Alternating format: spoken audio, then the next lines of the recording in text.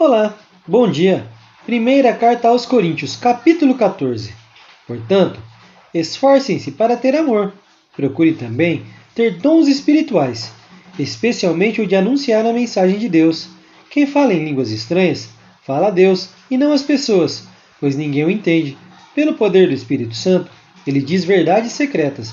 Porém, quem anuncia a mensagem de Deus, fala para as pessoas, ajudando-as e dando-lhes coragem e consolo. Quem fala em línguas estranhas ajuda somente a si mesmo, mas quem anuncia a mensagem de Deus ajuda a igreja toda.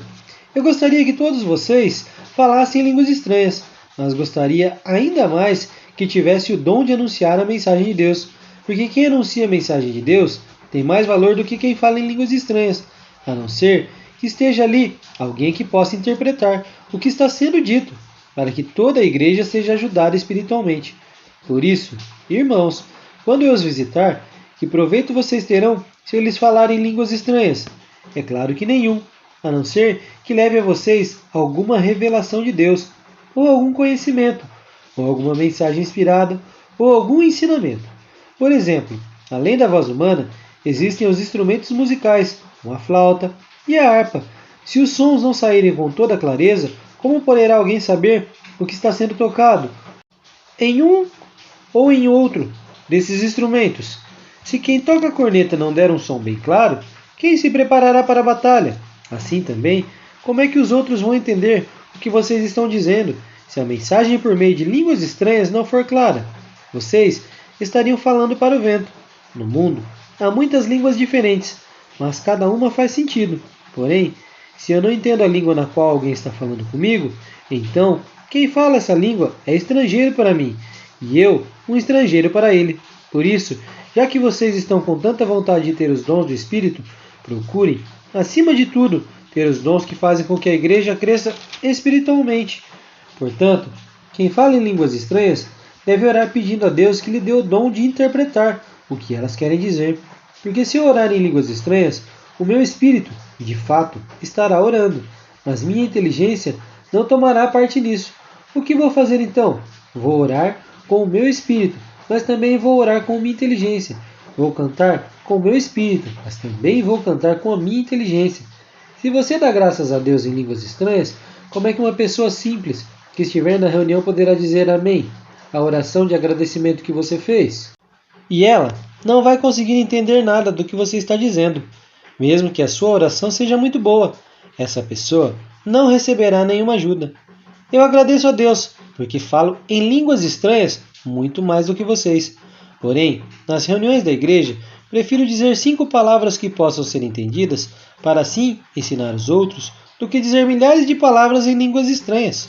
Irmãos, não pensem como crianças. Sejam como crianças para o que é mal, mas sejam adultos no seu modo de pensar.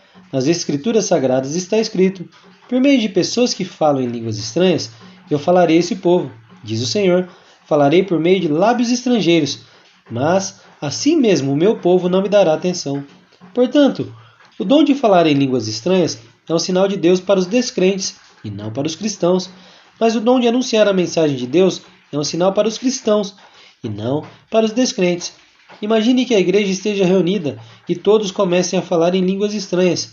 Se chegar alguém ali, algumas pessoas simples ou descrentes, será que não vão dizer que vocês estão todos loucos? Mas se todos estiverem anunciando a mensagem de Deus e entrar ali um descrente ou alguém que seja simples, ele vai ouvir o que vocês estão dizendo e se converter do seu pecado. E ele será julgado pelo que ouvir.